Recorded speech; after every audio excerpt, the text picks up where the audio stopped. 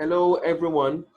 My name is Boluwatife Solomon Ajibola, and today I'll be presenting on the topic satirical content, public opinion, and decision making during COVID-19, critical insights on Nigeria.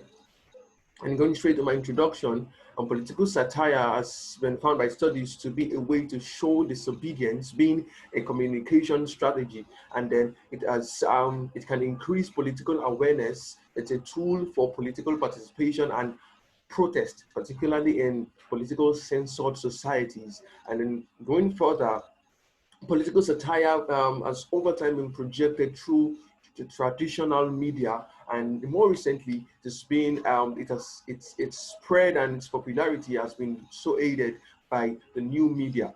And for instance, in Nigeria, we have the Teju Babyface show, and then another is the August at the Top show, being aired via the Beanie TV on YouTube. And then we have the other news with OK Bakassi on Channels Television.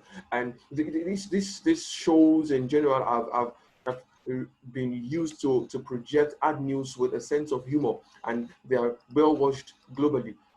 So studies haven't revealed these things, the conception of political satire, the various forms it takes in diverse climes, and then the uptake of social media and gaining wide viewership of these satirical contents. This study seeks to interrogate the motivations behind political satirical contents and how they connect with public opinion, and then going further to look at which mirrors which in decision making.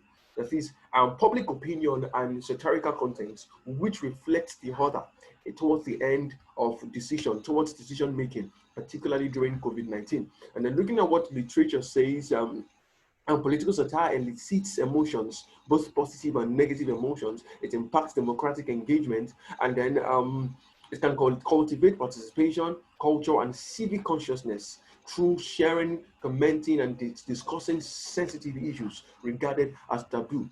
Um, Other findings from studies reveal that citizens acquire political information transferred via humorous news genres. Citizens' knowledge of political topics are positively affected through political satire. But a different line of thought to all of these findings is what these states that political satire is also potent enough to undermine participation. So while it can aid engagement it can aid the political engagement, it can grant citizens more awareness about political stories, it can also undermine political participation. And then the foregoing uncovered, what does this study seek to address, finding as a gap in literature? The study of how political satire informs public opinion, one, and then how both, or one reflecting the other, informs the decisions of the government, particularly during COVID-19 in Nigeria. And then the methods, and then the evidence upon which the findings of this study are sourced as from interviews conducted with political satirists, and this includes cartoonists, comedians, and comic writers. And then their responses were content analyzed. Also, we selected some Instagram contents, some satirical contents from Instagram from popular cartoonists and satirists, and then the comments that were generated afterwards were also selected for analysis. And all of this has been able to provide insight into decision making,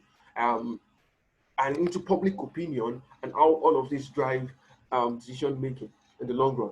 So the results of this study, and then when respondents were asked about satirical content and the roles it plays within the Nigerian context, they find that serious criticism has softened with comedy and caricature, particularly in Nigeria, and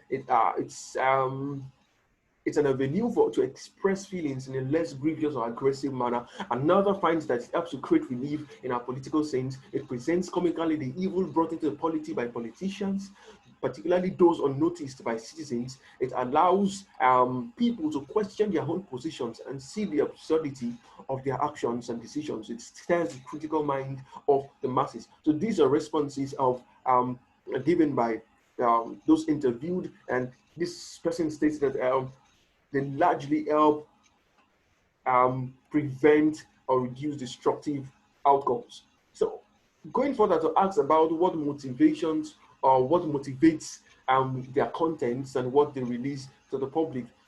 These are responses that actually border around the politics and then the happenings in the society. Like for instance, this person states policies motivates them, politics as they affect the public in general, the dynamics in the human environment, happenings in the society, and then another is the fact that they need to inspire political participation. So these are very common issues around political participation and then political happenings, inspiring and motivating their contents. And then this person states to create awareness and generate public opinion. But on the contrary, this person states that cartoons are usually born out of or inspired by public opinions. And this is quite as opposed to what is held in this amongst these respondents, while they are motivated by political happenings, dynamics in the environment,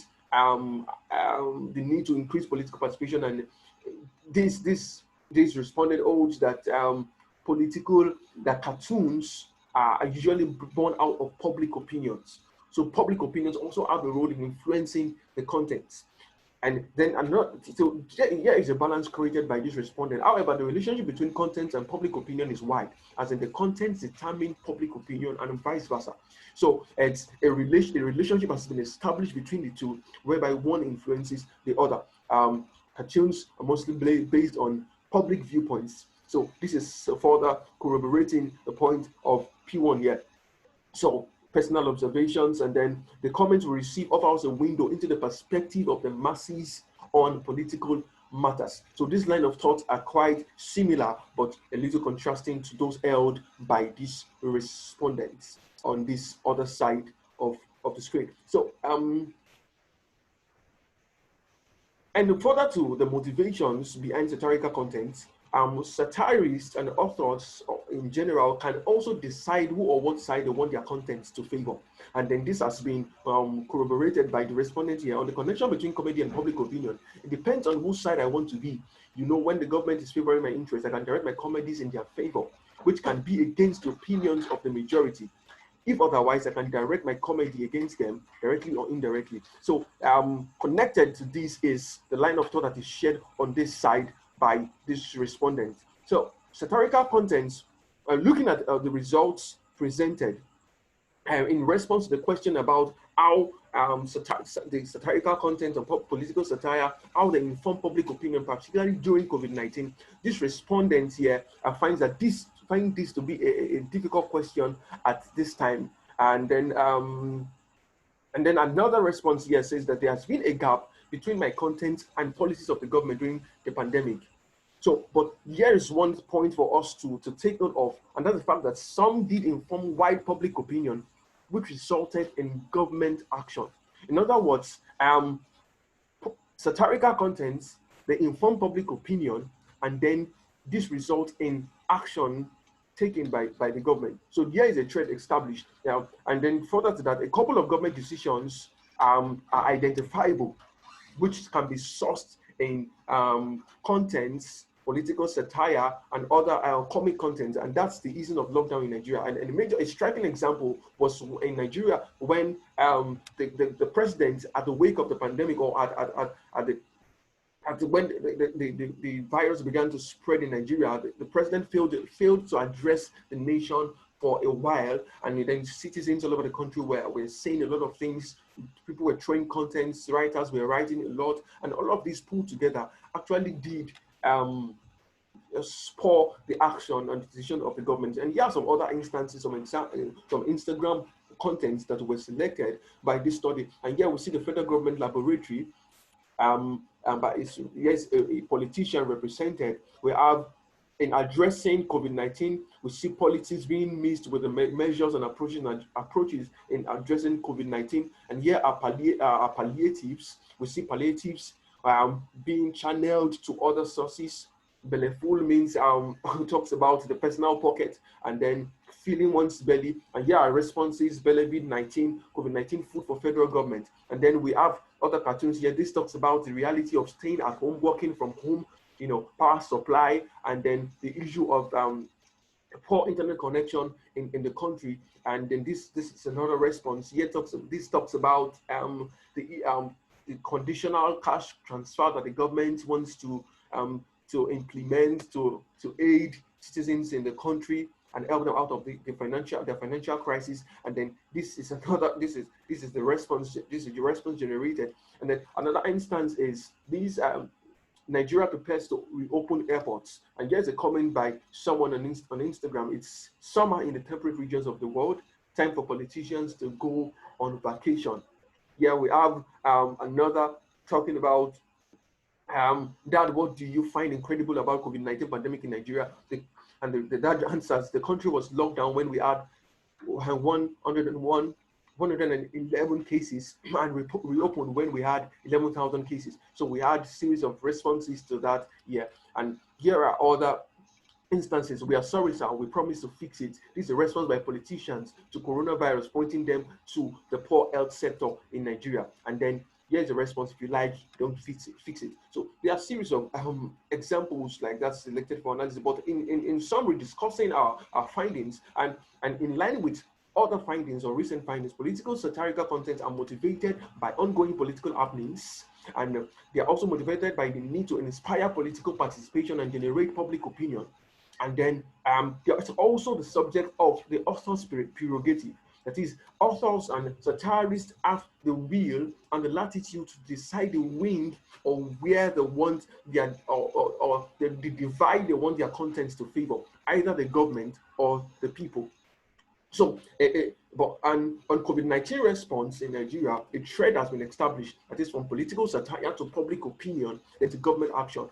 Satirical contents, although at times might not be able to influence government action or government decisions directly, but in one way or the other, satirical content inform public opinion, which in turn goes to contribute to or amplify the voice of the public in reaching out to the government, and then this in turn influences or informs the government action. So I think here it has created more awareness and strengthened the virtual protests, and consequently challenging the government to action. In conclusion, this study has been able to find that the motivations to political satire and also how it connects with public opinion in Nigeria. But here is what we have been able to find, that also, and that's the fact that a relationship exists between satire, public opinion, and government action, and that a satirist has the latitude to decide the wing they want their narrative to favor the government or the people. And then a limitation to this study is the fact that this is still an ongoing research as a result of the reality of COVID-19. And then one major thing that future research should interrogate or should check is the objectivity of a satirist. Understanding the fact that satirists have the will and the latitude to decide the wing they want to favor, there's a need to test their objectivity, because it is quite understood that some of these satirists, some of these writers are affiliated with media houses, they're affiliated with some media outlets, and then at times they seem to want to represent the interest of their employers. They seem to want to represent the interest of those they work for. There's a need to probably test the objectivity of satirists going forward. Thank you for listening.